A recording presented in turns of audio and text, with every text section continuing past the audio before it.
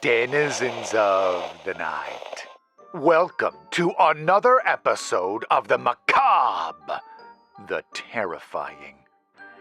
Tonight, we'll hear the story of a happy couple wrapped in marital bliss. Yes, you know, there's more to the story than that. Our couple has the perfect mundane life until one of them begins misremembering key details of their relationship. His behavior seems to change too, just slightly, just enough. And that's only the beginning. This story is called The Shift and was written by Emily Knight.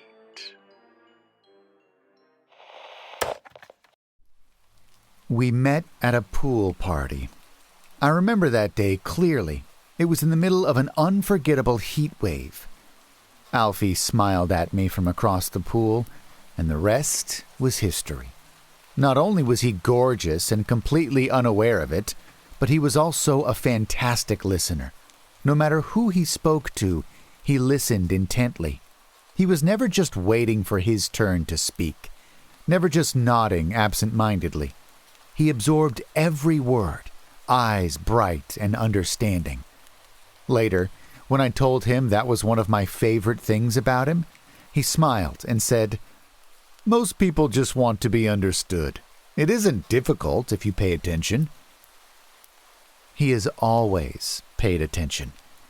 Even in the early months of our relationship, he remembered everything.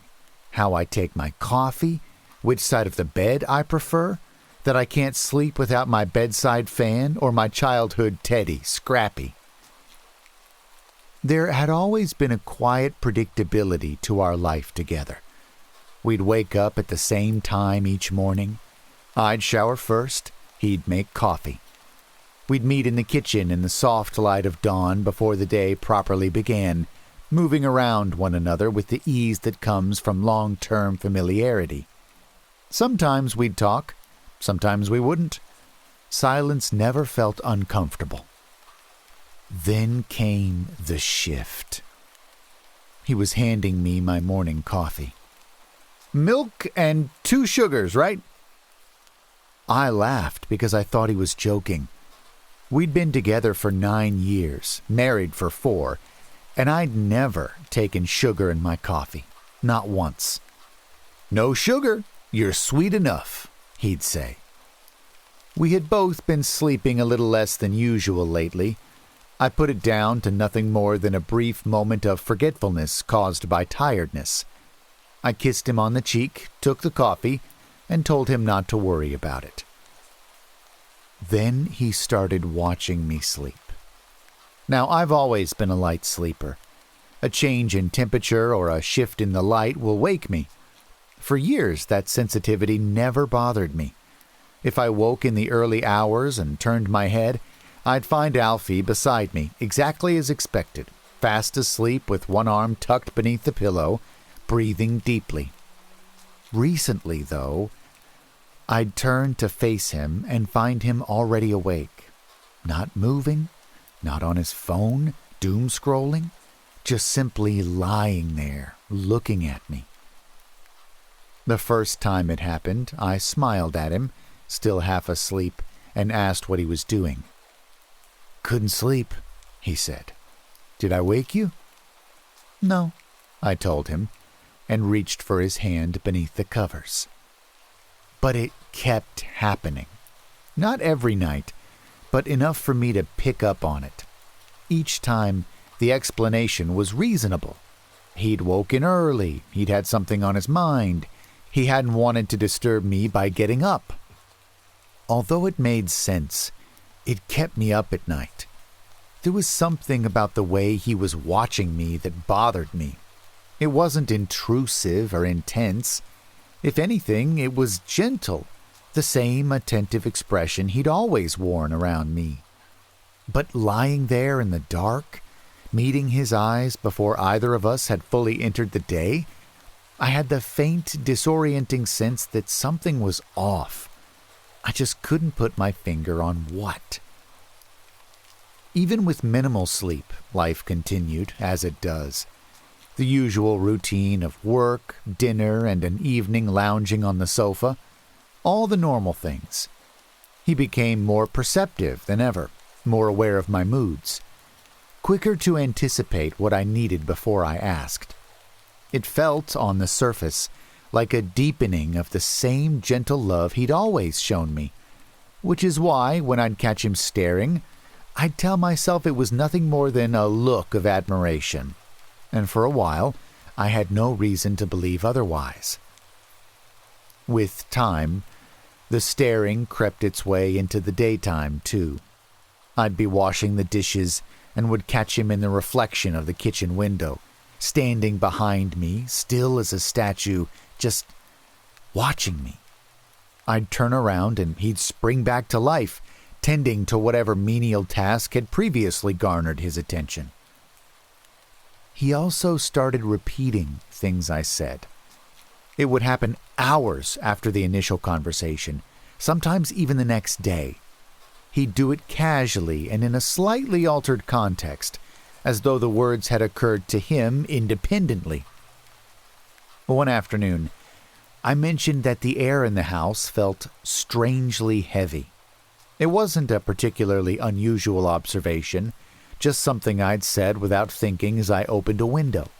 At the time, he'd simply nodded.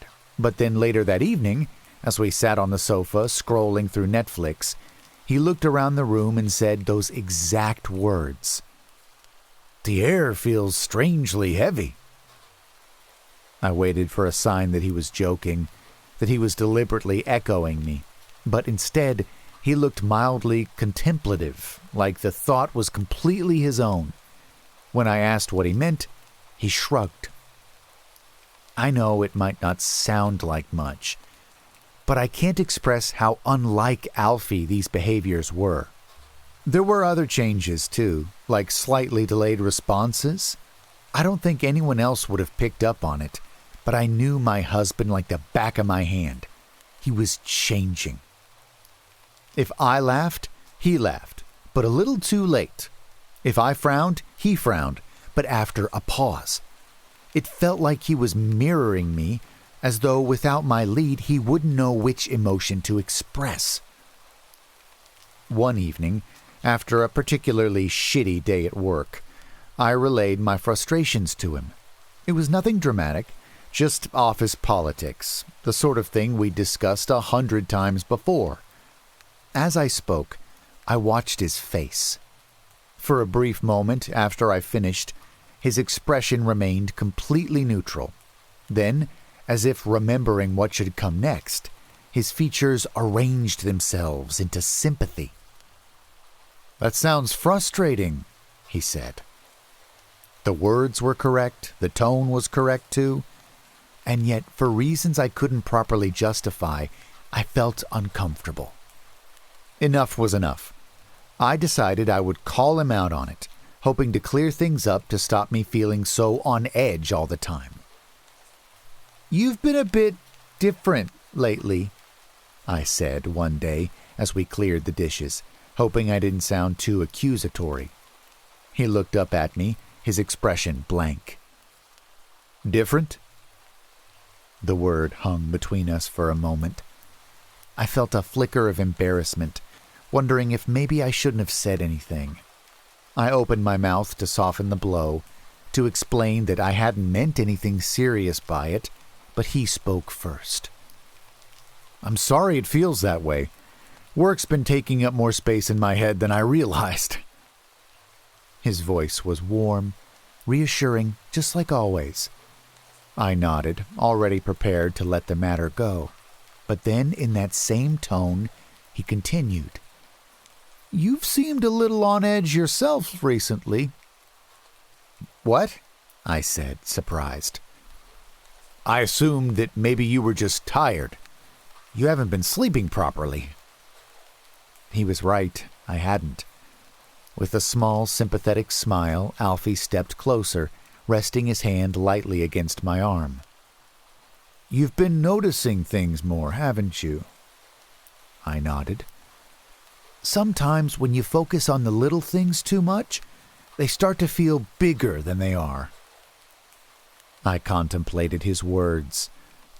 It wasn't until that exact moment I considered maybe I had been the problem all along. The conversation began with me expressing a small uncertainty about him, but now I was questioning myself instead. "Yeah," I eventually replied. "Like you said, I'm probably just tired." From then on, I deliberately tried to stop noticing things, telling myself that it's easy for ordinary behaviors to appear unusual if you examine them too closely. So instead, when he paused before responding, I'd tell myself he was just thinking. When I caught him looking at me from across the room, I assumed he was just admiring me. When small details slipped, like a forgetful moment or a repeated phrase, I let them pass without comment.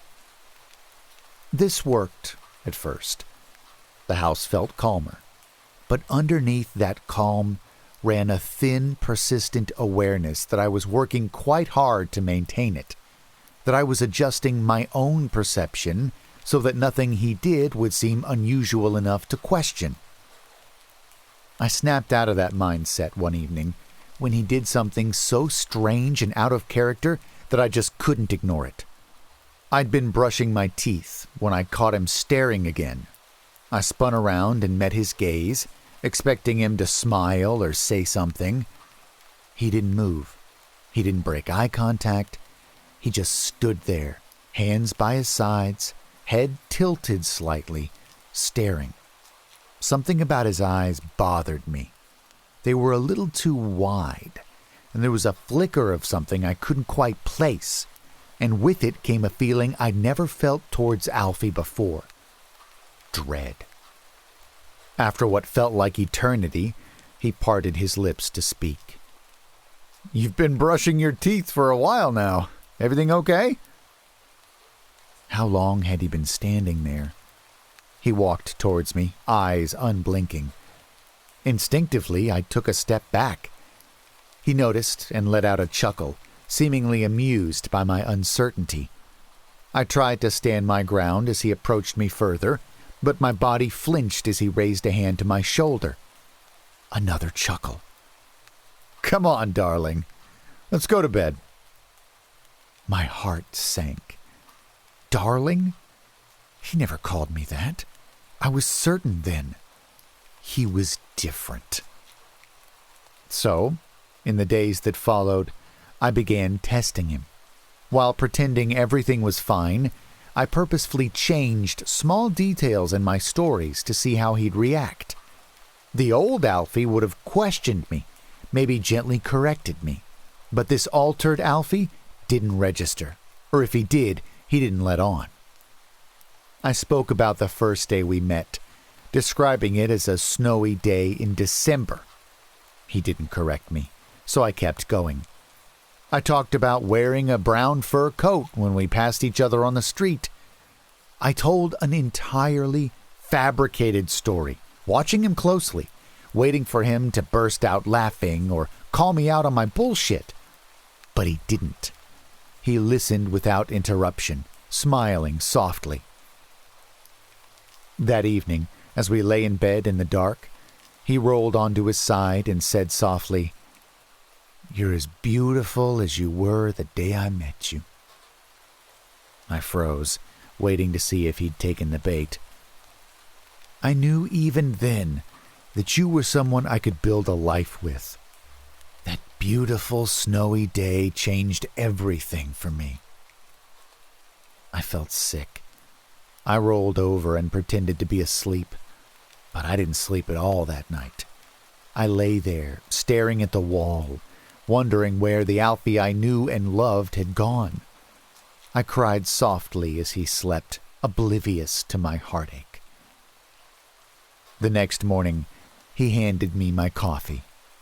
"2 sugars," he said. "Extra sweet, just like you." I set the mug down on the counter a little too forcefully, startling him. "We didn't meet in December," I said flatly. "It was August, during that awful heat wave, remember? He looked up at me, confused. No, he said slowly.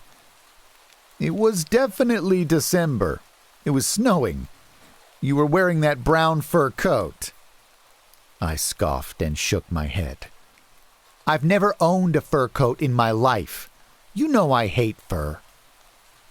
He held my gaze, as if waiting for me to correct myself. Are you sure? Absolutely sure, I snapped, grabbing the mug and pouring its contents down the sink. And I don't take sugar in my coffee. Yes, you do. You always have. 2 sugars, sweet like you. Are you feeling all right? No, I snapped. No sugar. I'm sweet enough. We stood in silence, waiting for the other to cave.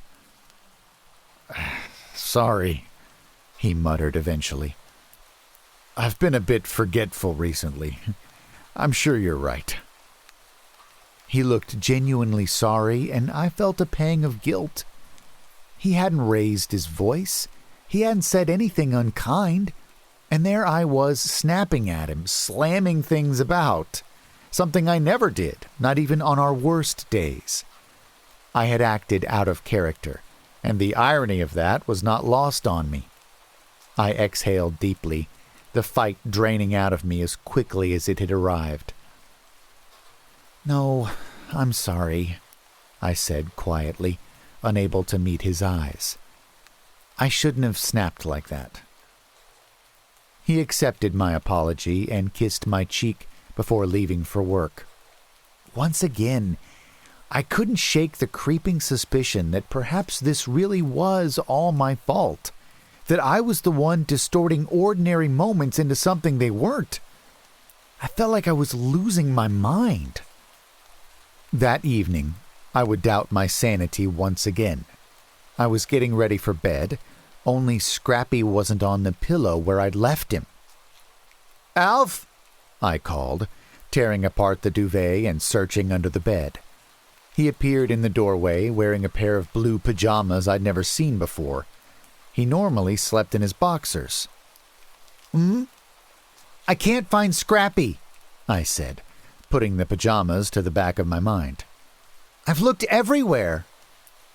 I was met with the blank stare I was becoming all too familiar with. Scrappy? I repeated. I can't find him. Alfie pointed to the cupboard. Why is he in there? I asked. You put him there. What? No, I didn't. Yeah, you did. You definitely put him in there this morning. I watched you do it. I tried to think back, but all I could remember of that morning was Alfie's sorry expression and the guilt I'd felt for accusing him of being different. A dull ache pulsed behind my eyes, so I closed them, pinching the bridge of my nose. Maybe he was right. Perhaps I'd accidentally tidied Scrappy away. That didn't feel right to me, but it wasn't entirely impossible. I couldn't focus in the office the next day. He had definitely been wrong, hadn't he? Of course we met in the summer. Right? Had I really put Scrappy in the wardrobe by mistake? Then I started to wonder if it even mattered at all. I eventually concluded that perhaps it didn't, and once again, I was prepared to let it all go. I stopped by the bakery on my way home from work to get some of those blueberry muffins he loved. A peace offering, a way to put this whole thing behind us. I let myself in the front door, box of muffins tucked under one arm. Before I could shout hello, I noticed him sitting on the sofa with his hands placed neatly in his lap. He wasn't doing anything, just sitting there, staring at the TV. It was switched off. Our eyes met in the reflection of the black screen, and he slowly turned to face me. He raised his arm robotically and gave a forced, unnatural wave of his hand. Ah, you brought muffins. His voice was devoid of emotion. "Chocolate?" "Blueberry." "Oh." His mouth formed a thin line, and he slowly turned away from me. "I thought they were your favorite," I said to the back of his head. "I'm allergic to blueberries."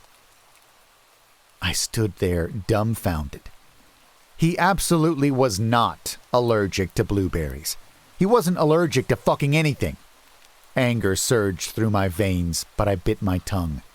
He was messing with me. He had to be. "You weren't the last time you ate them," I muttered. "Look," he replied, taking a deep breath and turning to face me. "I don't know what's going on with you recently, and I didn't really want to say anything, but I'm starting to get worried. You keep getting things confused, and it's clearly making you angry. That's so unlike you. You've just been so different lately." "Me?"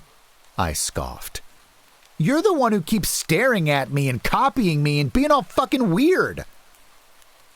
I had never raised my voice at Alfie before. He looked shocked, then disappointed. He shook his head solemnly. "See what I mean?" he said quietly. "You've got it all backwards. You're the one doing all those things. I wake up in the night and you're just watching me, staring at me, and you keep repeating things I've said. Really weird, insignificant things like, 'Oh, the air feels strangely heavy in here,' when I'd literally said that exact phrase only hours before." "What? There was no way. That couldn't be possible. Could it?" My heart began to thud, and my head spun, causing me to stumble backwards. Alfie jumped up and rushed over, offering me his arm. I took it, trying to swallow the sickness that was creeping up from the pit of my stomach. "Let's talk about this later, okay?" he said softly, before kissing my forehead. "Why don't you go take a nice bath? We can both take a moment to cool off, and we'll have a chat this evening. Sound good?" I nodded. I took myself upstairs, locking the bathroom door behind me. For a while I just stood there, hands clutching the edge of the sink as I stared at my own reflection. The skin under my eyes was puffy, almost purple. I tried to slow down the sudden, shallow rhythm of my breathing. How could I possibly be the one in the wrong? I was certain that blueberry muffins were his favorite. We'd had blueberry cake at our wedding, too. It had this beautiful, pale, baby blue icing with fresh blueberries cascading down one side. I was sure of it. I made a mental note to dig out the photo album later and prove it to myself. I turned the taps on, letting the bathroom fill with steam as thoughts whirred around in my mind. I squeezed my eyes shut as a sharp, pulsing headache pressed behind my temples. I shifted my focus to the sound of the rushing water, waiting for the pain to fade into a dull ache. When I opened my eyes, the water had nearly risen to the rim of the tub. I lurched forward and twisted the taps, not bothering to question how long I'd zoned out for. I lowered myself into the bath. The house was quiet, and the warm water offered some sense of comfort. My eyelids grew heavy, and I allowed them to close, focusing on my breath. In, out. In, out. I stayed like that for a while, before drifting into a dreamless sleep. A loud creak woke me up. I glanced over at the locked door. The thin strip of light beneath it dimmed suddenly. A shadow. Every muscle in my body went rigid as I stared at that narrow line. Someone was standing there, right on the other side of the door. Not moving, not knocking, just there. I could feel it in the air, the way you can feel someone's presence even without seeing them. that unmistakable awareness of another body occupying the space just inches away from yours. Seconds dragged past, heavy and distorted. My heart pounded. Then, without warning, the shadow vanished. Erratic footsteps tore down the hallway outside, thundering away from the door. Too fast, too uneven. A chaotic scramble that sent a violent jolt through my entire body. I flinched so hard that the water sloshed over the side of the tub. The sound stopped as abruptly as it had begun, leaving behind a suffocating silence that pressed in from all sides.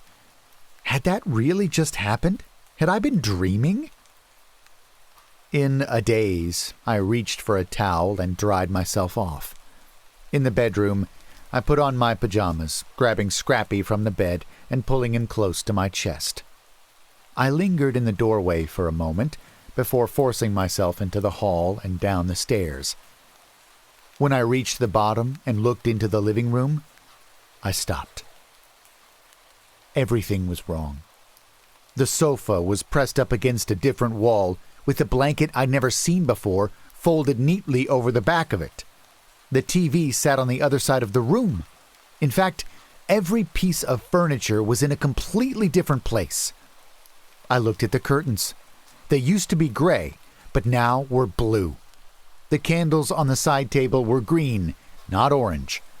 But most disturbingly of all, there on the mantelpiece was a photo from our wedding. Slowly, I edged towards it. "Babe?" Alfie appeared from the kitchen. I leaned in, examining the picture. We were cutting the cake. Our plain, white wedding cake. I collapsed to my knees.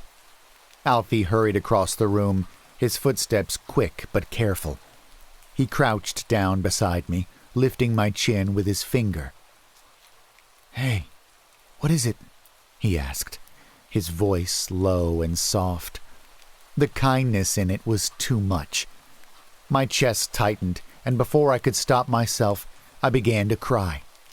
I buried my face in his chest, clutching his shirt. He wrapped his arms around me without hesitation, holding me close as I shook against him. "It's gonna be okay," he whispered. "I've got you." I took the next few days off work, and so did Alfie. I didn't ask him to, but he insisted. He held my hand as I made a call to the doctors, setting up an appointment for the following week. He brought me coffee, black, no sugar. He even rearranged the furniture just to put me at ease. "Huh, I like it better this way," he said, as he stood back and admired the room. I smiled. "Thank you," I said weakly. My head still throbbed and my eyes were still crusty from all the tears, but I felt okay. For the first time in a while, I felt hopeful. Alfie was right. It was going to be okay. We went to the appointment together. The doctor didn't look at me when he spoke. "Stress," he said, tapping something into the computer. "And exhaustion. Very common." He printed the prescription and handed it to me. "These'll help you sleep. Deep sleep. That's what you need." Alfie squeezed my hand with a reassuring smile. The first week of taking the tablets was bliss. I'd pop a pill and fall asleep within minutes. And it was a good sleep, too. Dreamless. Like I was dead to the world. But nothing lasts forever, apparently, as sometime during the second week, I started feeling the side effects. I kept having these awful nightmares. In them, I'd wake up to find Alfie acting strangely. In one dream, he was completely naked and hunched over, his mouth hanging open in a wide, unnatural smile that stretched the skin of his cheeks. In another, I rolled over in bed to find him staring at me, his eyes so wide I could see the whites all the way around the irises. Every time, I'd squeeze my eyes shut willing the dream to end. Eventually, I'd fall back asleep and wake up sometime later in a cold sweat.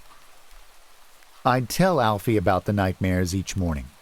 He'd listen, frowning, equally as disturbed by them as I was. He suggested that perhaps my brain was just adjusting to the medication, that eventually the dreams would stop. "I hope so," I said. "I don't know how much more of this I can take." "They're not real, remember? Just dreams." I nodded. "Just dreams." That night I awoke suddenly, heart thudding. I sat up. The bedroom door was slightly ajar, and at the end of the hallway something moved. He was there, on all fours. My husband was crouched at the end of the corridor, his spine arched strangely high. His head hung low between his shoulders. His eyes were wide, wild, and fixed on me. "Alfie?" His mouth opened. That same huge, silent smile. Then he moved. With the jerking of limbs, he scurried at an inhuman speed, palms and feet slapping the floor as he rushed towards the bedroom. I shrieked and threw myself back into bed, dragging the covers over my head. The mattress dipped as he climbed onto it. I squeezed my eyes shut and held my breath, waiting for fingers, teeth, anything. I woke, gasping for air. Morning light filled the room. The door was closed, Alfie's side of the bed cold and empty. That night, I didn't take a tablet. I kept this information to myself, not wanting to concern Alfie. I waited until he was in the bathroom, then slipped the tablet back into the bottle and returned it to the bedside drawer. When he came to bed, I pretended to swallow it with a sip of water. I lay awake for hours, waiting for nightmares that never came. At some point, Alfie stirred next to me. I closed my eyes and pretended to sleep, not wanting him to question why I was awake. I felt a soft tap on my shoulder. "Damn it," I thought. "He's on to me." I kept my breathing slow and heavy, counting a few seconds before stirring to make my sleepy act seem more convincing. When I rolled over, his voice came from across the room. "Over here." When my eyes adjusted to the night, I saw him standing rigidly in the corner of the room. His eyes bulged from his face, as though something inside his skull was pushing them outward. Saliva dripped from his gaping mouth, which was stretched into a wide, panting grin. Something at his side shimmered in the light of the moon. A knife. I couldn't move. I couldn't speak. I watched in horror as he slowly raised the blade to his neck, dragging it gently across his throat in a silent, mocking promise. I shut my eyes tightly and turned away, burrowing beneath the duvet, my body locked in terror as I felt him crawl back into bed. He fell asleep not long after. I lay awake, trembling, still unable to move. When the morning light finally crept through the curtains and I heard him rise to start his day, I realized what I'd witnessed hadn't been a dream at all, because I had never fallen asleep. I made a plan to pack up my things and get the hell out of there. Whether I was imagining it or not, I couldn't risk staying in that house with him. He checked on me before leaving for work. As I lay in bed, pretending to be sick, I mumbled some excuse about calling the office to tell them I wasn't coming in. He rested his hand on my forehead, and it took every ounce of my being not to recoil. "You do feel clammy," he said, feigning a look of concern. "Do you want me to stay with you?" My pulse raced. "No," I said, trying to sound casual. No point. I'll be asleep for most of the day, I imagine." He nodded. "Okay, well, take it easy. I'll be back this evening to look after you. I love you." I waited for the sound of the front door to close behind him before springing out of bed. I just needed the essentials. My keys, my phone, my charger, my purse. I'd figure the rest out later. I shoved my things into a bag and hurried down the stairs. Shit! Scrappy! I ran back up to the bedroom. He wasn't on the bed. He wasn't under it. The wardrobe. I flung open the cupboard and rifled through its contents. He was buried beneath a pile of clothes that had fallen from their hangers. I went to grab him, but something else caught my eye. The glossy corner of a photograph peeked out from a small gap in the back panel of the wardrobe. A sickening thought crossed my mind. Pressing gently against it, the panel shifted with a soft, reluctant creak, revealing a narrow seam that hadn't been there before. Heart hammering, I pushed it further. It was a secret compartment.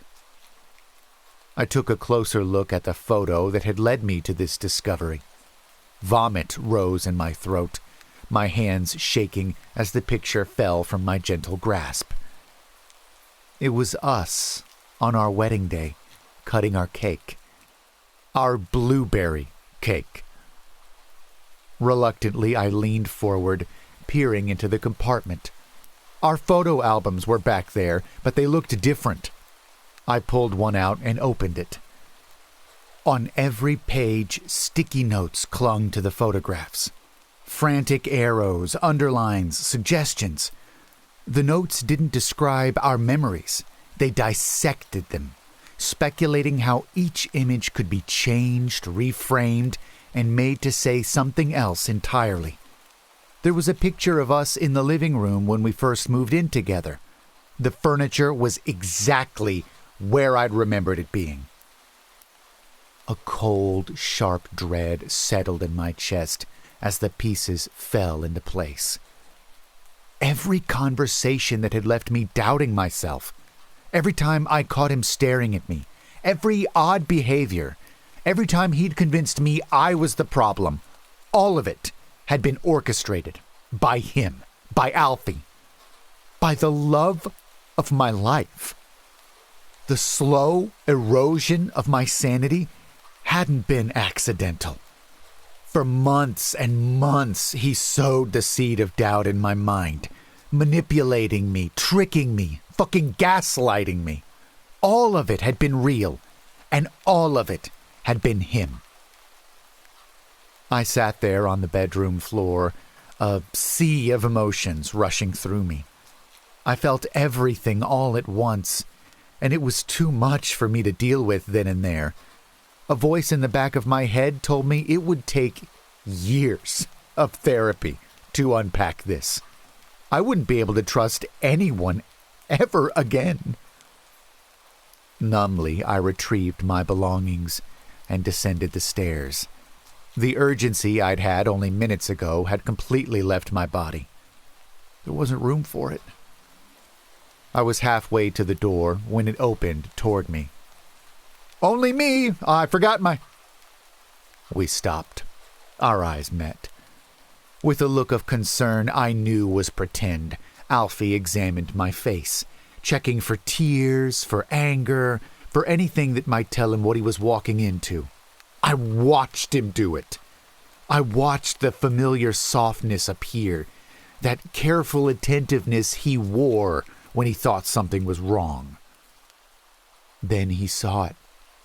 He saw that I knew. His concern vanished in an instant. It was as if a switch had been flipped behind his eyes, the warmth replaced with something icy and cold. "You figured it out," he said. I didn't shout. I didn't cry. I didn't run. I simply looked back at the stranger in front of me, the love I once had for him non-existent. "Why?" I asked. "Why did you do it?" He shrugged. "No," I said. "I need an answer. It's the least I deserve." His eyes were steady and clear, but eerily empty, as if nothing human stirred behind them. Because I could. And that was it. All that he'd done, all that he'd put me through. There was no reason, no master plan. It was all for sport.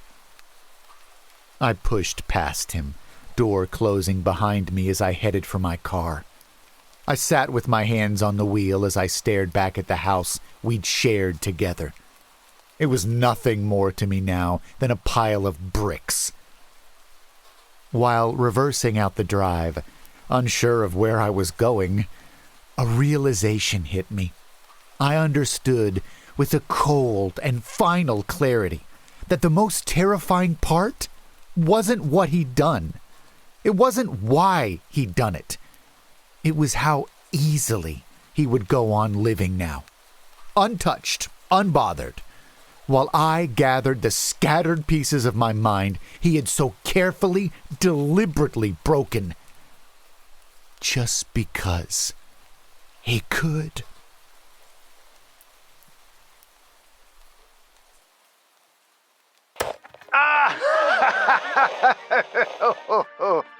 Oh, man. Suddenly, I feel like I don't even know myself. Yeesh. You know, this story is causing me to reflect on types of horror. Things like sea monsters and Wendigo and all the other supernatural beasties are frightening because they're dangerous and inhuman, unknown. But even the scariest supernatural creature can't harm you in the same way a simple flesh and blood human can, no? They can't make you fall in love with them, then drive you to question your own sanity. All your vows of love and companionship turning to ash in your mouth. That level of cold and calculating is reserved for humanity alone. If you enjoyed this story, please check out more from Emily in the link below. Please also leave a like on this video and a comment for myself or the author. Whatever you do, you're confused. That's what you always do. And don't fall asleep.